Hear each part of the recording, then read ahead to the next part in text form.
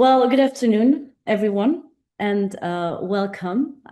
So as Lucy mentioned it, I'm the head of the Digital Politics and Governance Master Program, and I'm very happy to deliver this specific masterclass for today, entitled When Your Face Becomes Data, Power, Risk, and Justice in the Age of Algorithmic Surveillance. So we will see today, we will try to go through basically facial recognition technologies and justice. That is basically a very important concern regarding those issues. But before we begin, I would like to invite you first to consider this. So if you walked for 10 minutes today in a European city, capital European city, such as London, Paris, or Berlin, your face was probably filmed by surveillance cameras 15 to 20 times. And you did not give your consent. You did not know about it either. And you were simply present in a public space. So this raises, I would say, our central questions for today. What does it truly mean when your face becomes data? What happens to power, to risk, and to justice when one of the most intimate markers of your identity becomes raw material for algorithmic systems you never agreed to participate in? And here, this is not just a technical problem.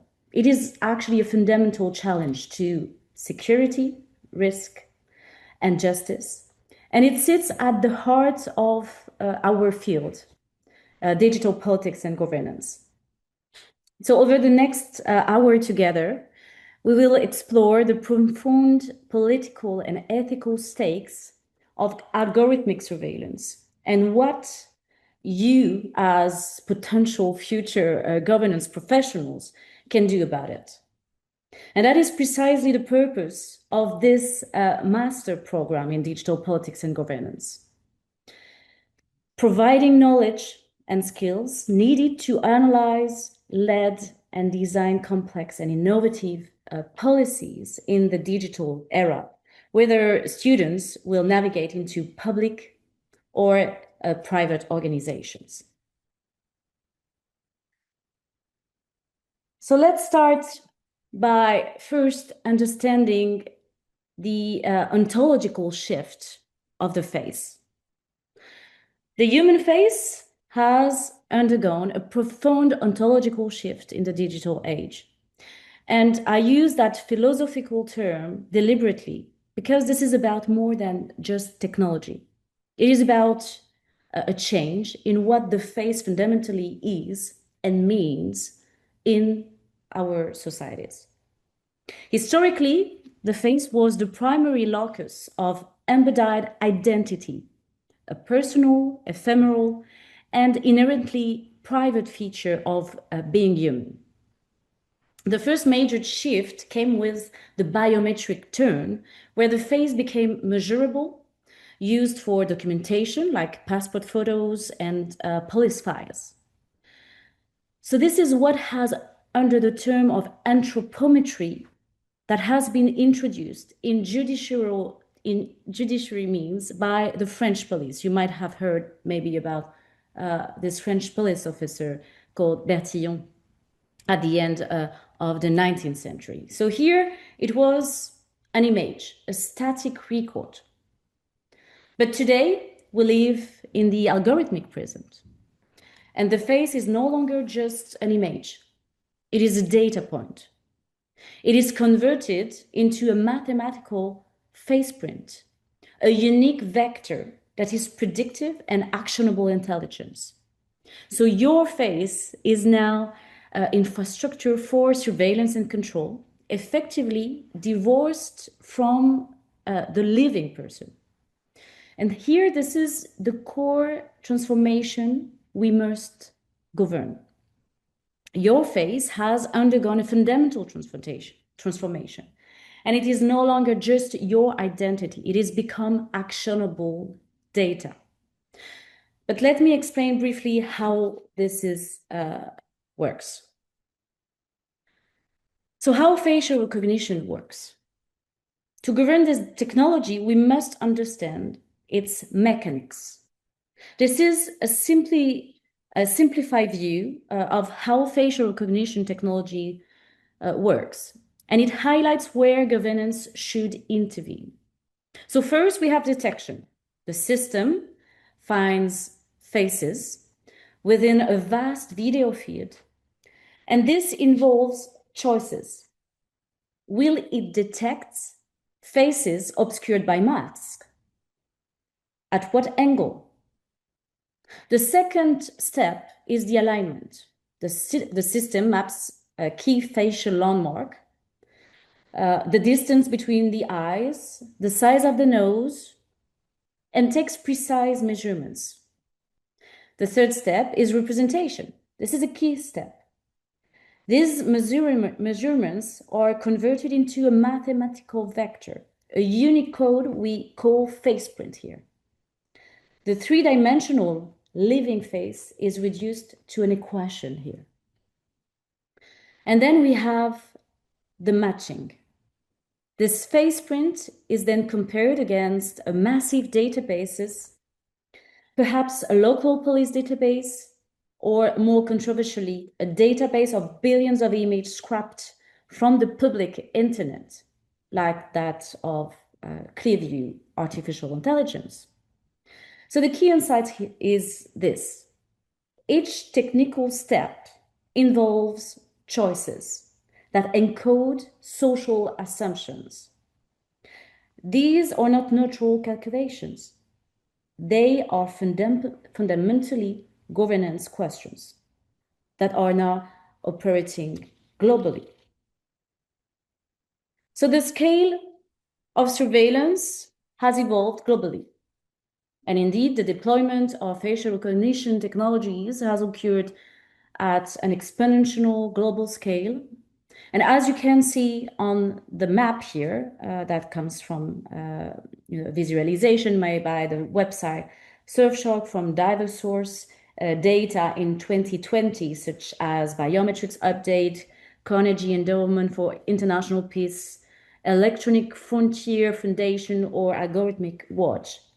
The large majority of countries are now using, in some ways, facial recognition or are about to implement those technologies.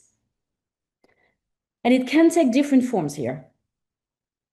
Facial recognition in CCTV, but also at the airports, in private businesses, in banks, such as in Guatemala, for instance, but also by the police or at refugee camps, like the UN is using them in Malawi.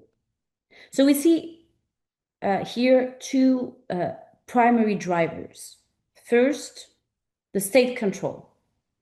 China, for example, operates a vast network of over 600 million cameras integrating facial recognition technology into its social credit and policing systems.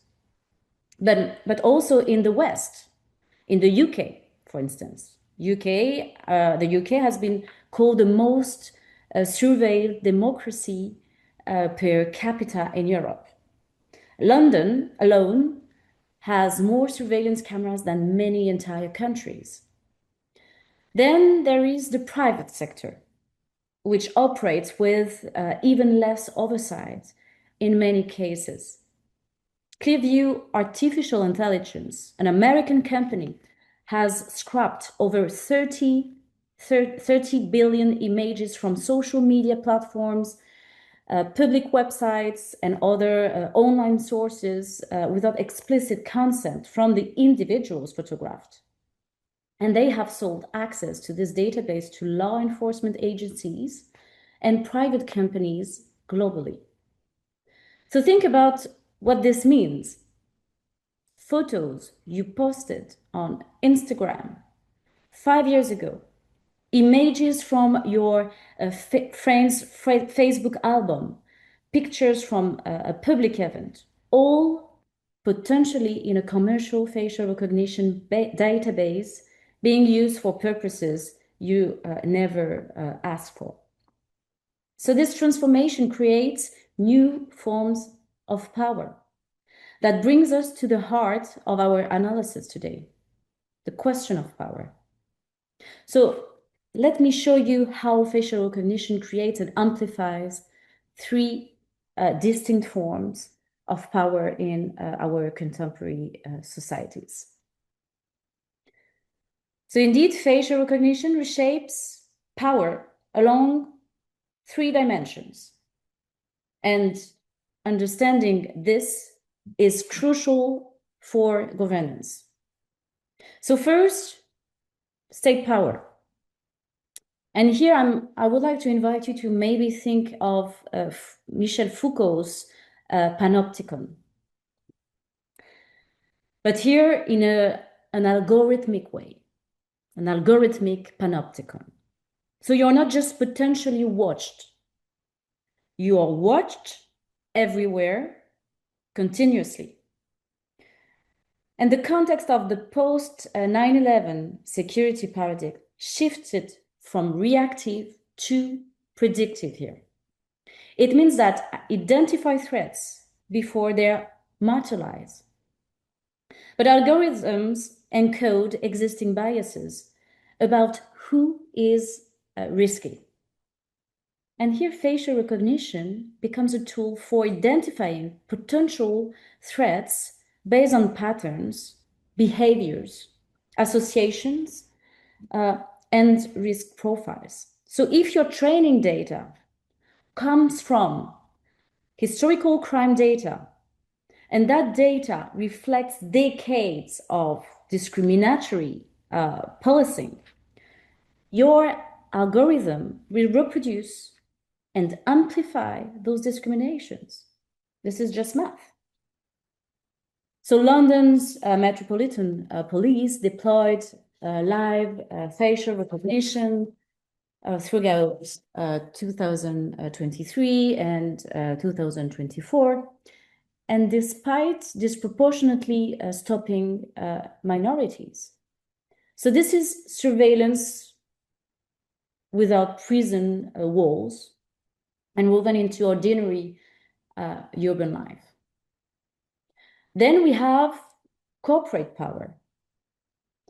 And here, Shoshana Zuboff has given us the concept of surveillance capitalism to describe the economic logic that has come to dominate the digital economy. The basic principle is that your behavior, your interactions, your movements through both digital and physical space generate data. And that data has value that can be extracted and monetized. So your face is a particularly valuable form of what Zuboff calls behavioral surplus. Retailers use facial recognition to estimate your age, your gender, your mood for targeted advertising. Your social media photos feed commercial databases used by law enforcement. So you never meaningfully consented, yet your facial data circulates everywhere. And this brings me to the third form of power, and perhaps the most challenging and insidious form of power, the algorithmic power itself.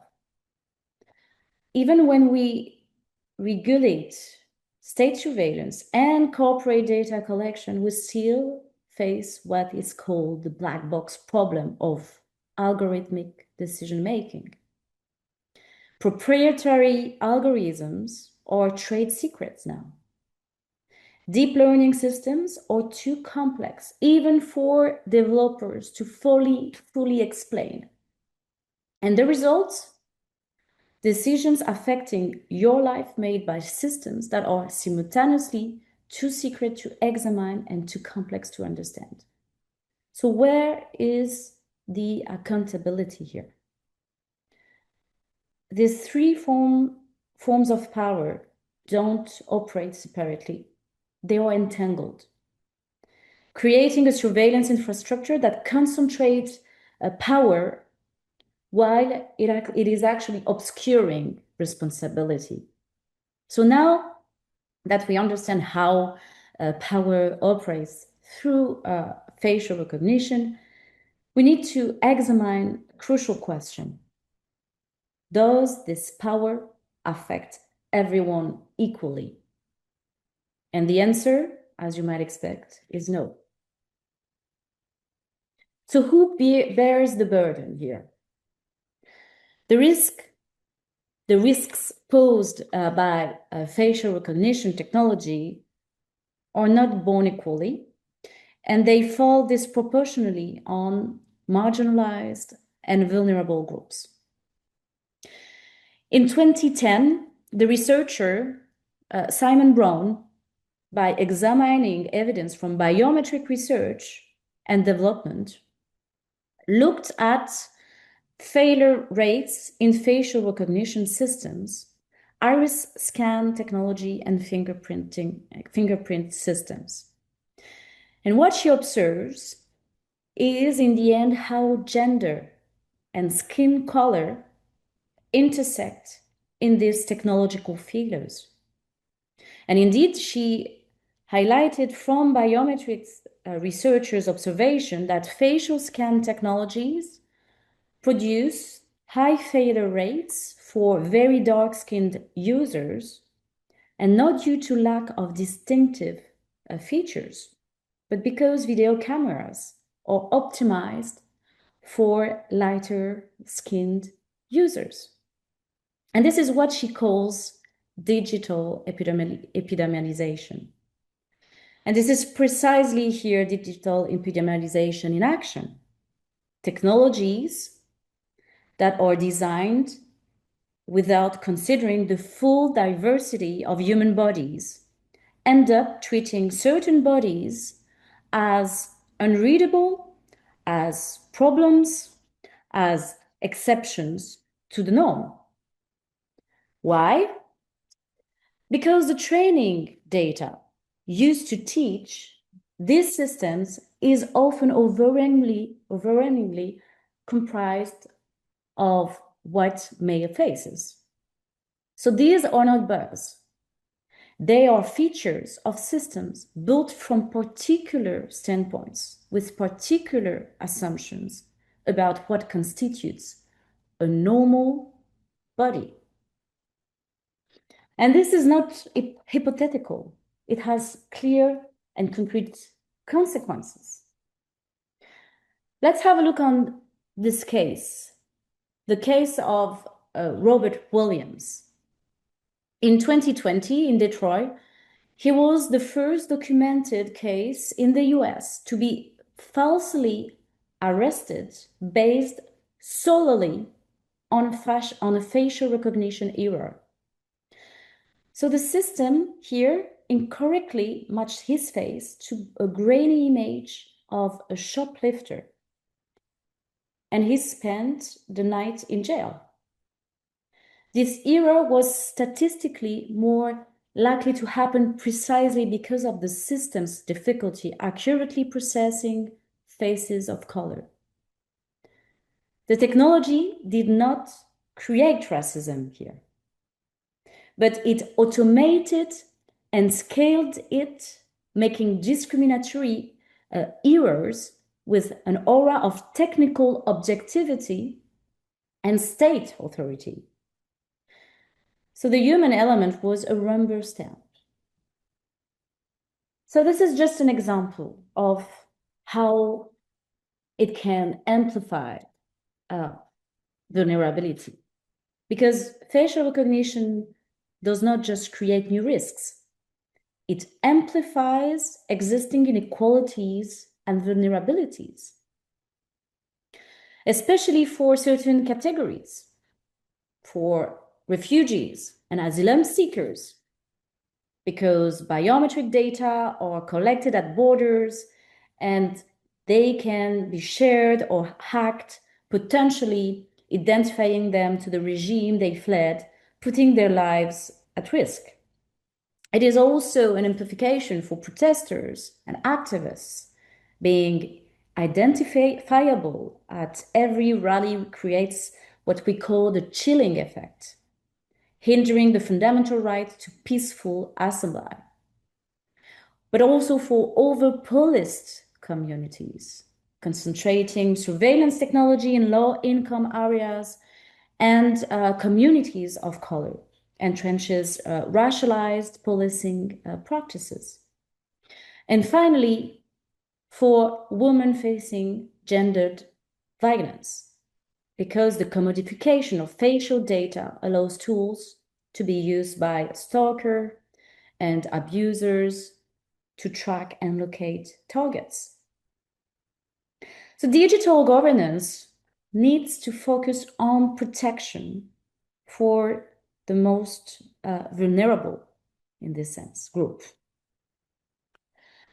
Let's try to understand the democratic state here, because we have a fundamental question that is emerging from those issues. Can democracy function without the possibility of anonymity in public space? So basically, when dissent is permanently recorded, indexed, and linkable to identity, when simply attending a political rally could generate a permanent risk score, the nature of political freedom fundamentally changes. And this creates a perversive, chilling effect. Citizens become cautious and conformist, less willing to engage in robust political discourse or action for fear of future reprisal or profiling. So we are here sacrificing our civic freedom for the promise of security. Governing this technology means fighting to preserve the very possibility of democratic life in the digital age. But of course, some responses are already existing, concrete ones. And this is interesting to see how governments are responding to this. And here, let's say we have a very fragmented landscape. First, prohibition. We see this in the US, for example, where cities like San Francisco have banned government use of facial recognition technology.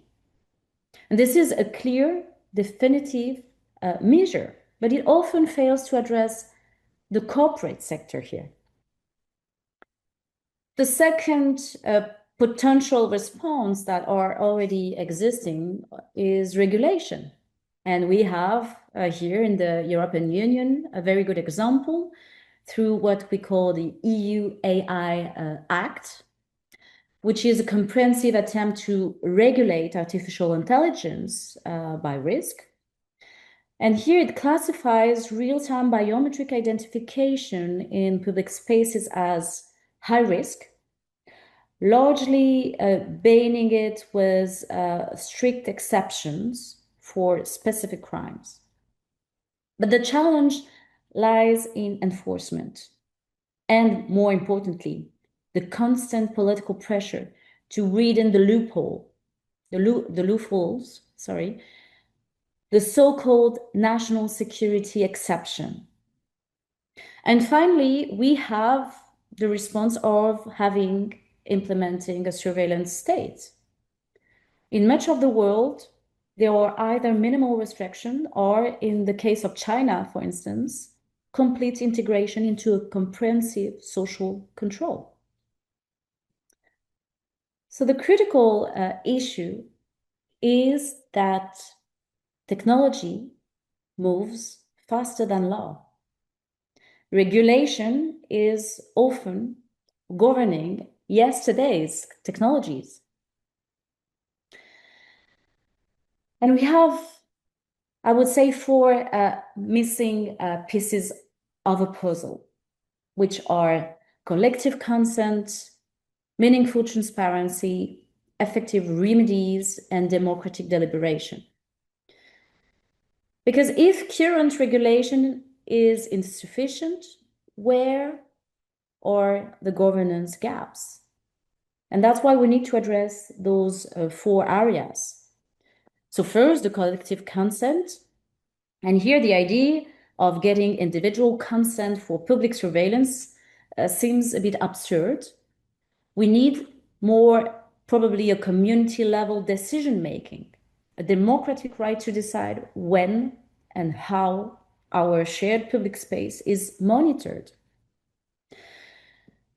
The second element is meaningful transparency, and it means that we need more actionable, auditable transparency about how systems are working, what data is retained, and which decisions are automated and not just a sign posted on a lamppost.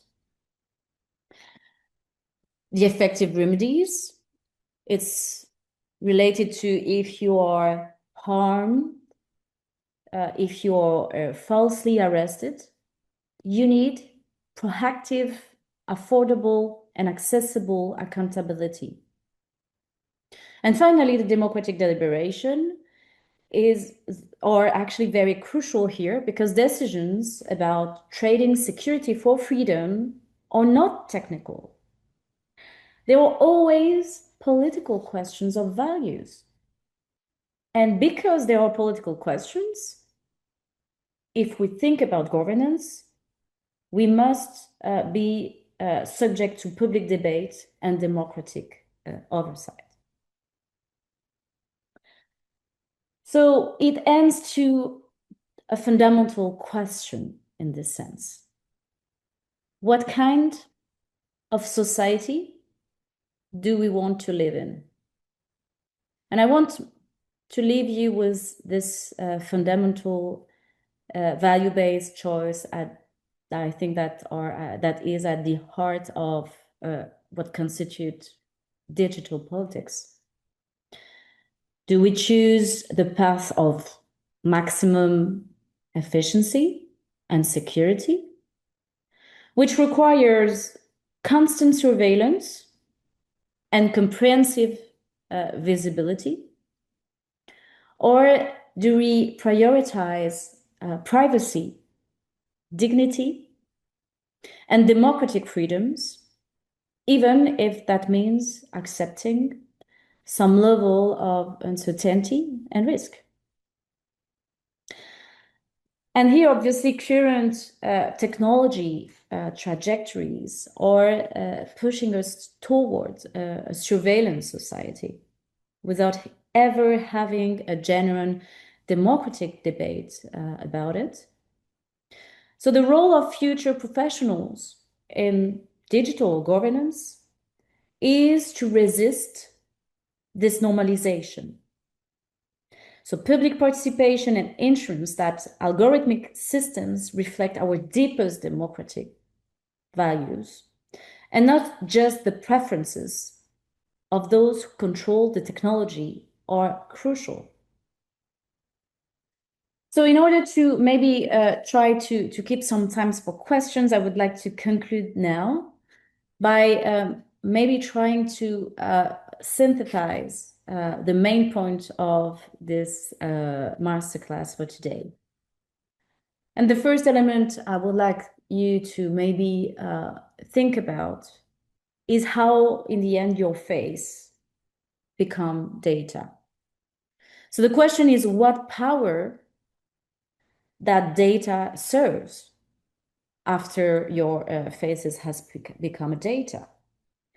Is it serving the state power? Is it serving corporate power? Or is it serving algorithmic power? The second point, and I hope it is now obvious, is the fact that algorithmic surveillance is not neutral. This is not a technical issue that we are addressing here. And that is why taking care and taking into account the notion of justice is crucial to address those technologies. Because since algorithmic surveillance is not neutral, it entrenches and amplifies existing social inequalities and biases. The third point is, of course, related to the two first ones. And it is about how justice requires more than just regulation. It demands meaningful democratic deliberation and oversight. And finally, this is the democratic dimension that needs to be also addressed here. How we govern this technology, so facial recognition technologies. How do we govern this technology will determine whether a free and democratic society is possible in the digital age. And I would like to conclude about the remaining question of what society we will live in will be answered by whether people with your knowledge and values choose to act. And this is, I hope so, what our master tried to provide you during this 2 years program. Thank you very much for your attention. I have also indicated you some bibliography to try to go further those elements. And if you are even more interested in those topics, I'm also inviting you to join us in Lille for attending our master program specifically on digital politics and governance. Thank you very much for your attention. And now I look forward to your questions. Thank you very much, Sarah. We'll just wait a few seconds if there are any questions in the chats. But in any case, this masterclass has been recorded and will be available on our YouTube channel. So those who were not able to attend can catch up there. Yeah, and again, I must apologize. I forgot to start actually by saying this, but I have to go early than what was expected. No problem at all. I think if there's no question, we can just leave it here now.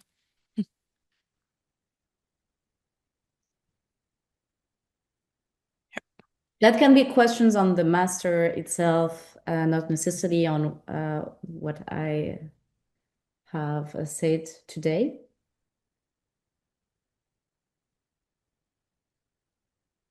Okay, maybe we'll send all the information via email after this masterclass. Thank you very much, Sarah. And there is one question. I'll let you answer, Sarah.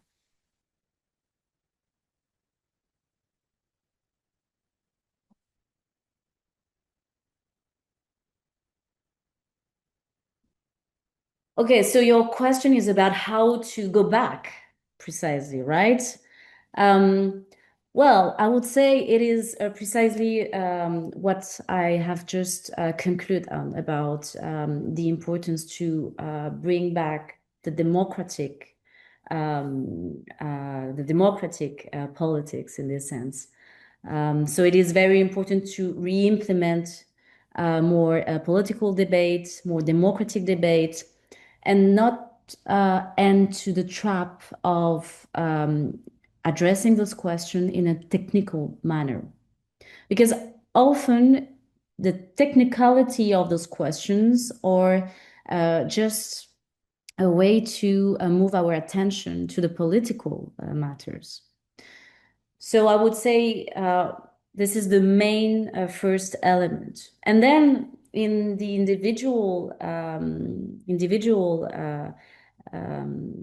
dimension, this is also about being more aware of all of what I just described. because sometimes we don't realize that we have been observed, that we forgot to remove the cookies in our the different platforms that we are going on.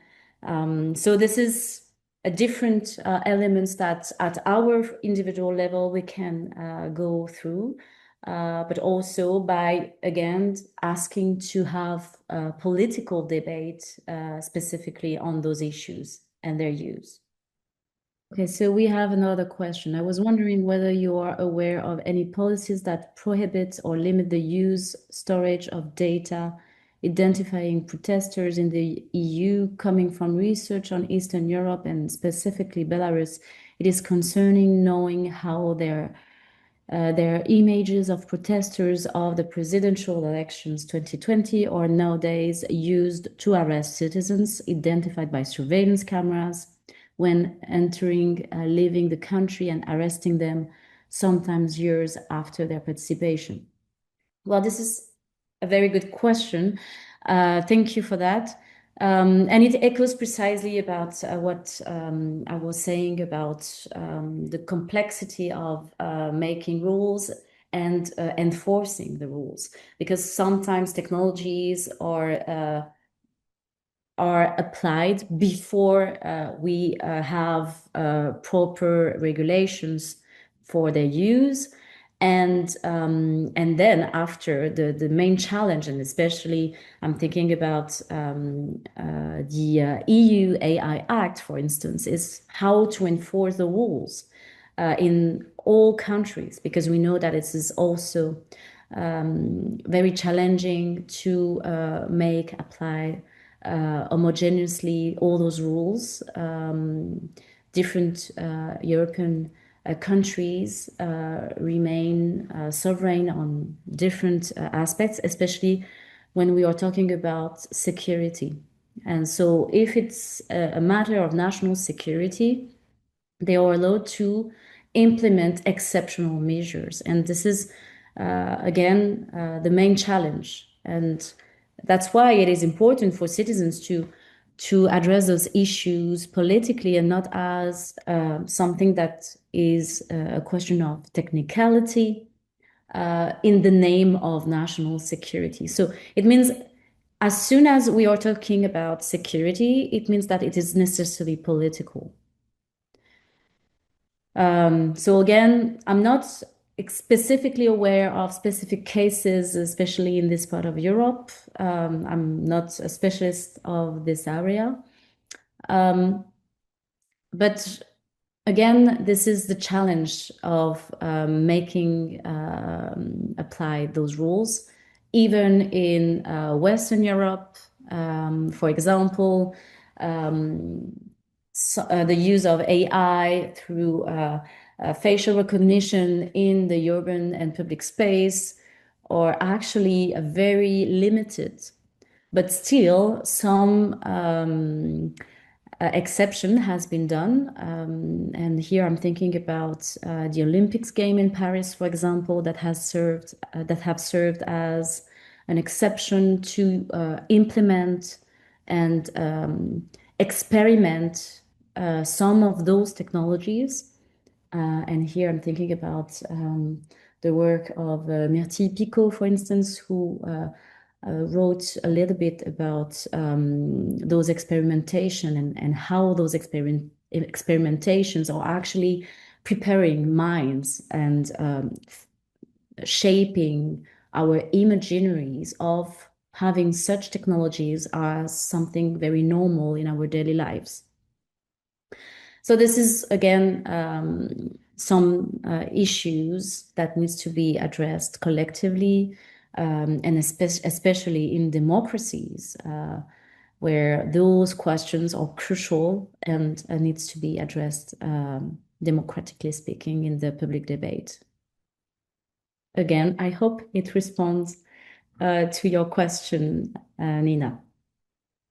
But maybe just to continue the discussion and about what you will learn in our master program is precisely to learn how to not be distracted by technical discussions. Because as soon as we are talking about governance and politics, it is very important to identify when it is actually a matter, a question of politics. So the idea again, it's to be able to not be distracted by those technical consideration. And what is now commonly presented as techno-solutionism, that precisely describe how some political questions are solutioned by technical or technologies, technical responses or technologies. This is precisely what you will be able to learn in the master program. Identify those elements and being able to provide concrete modes of governance and political actions. Thank you very much, everyone. Thank you for the excellent questions. And yeah, we look forward to see you here in Lille.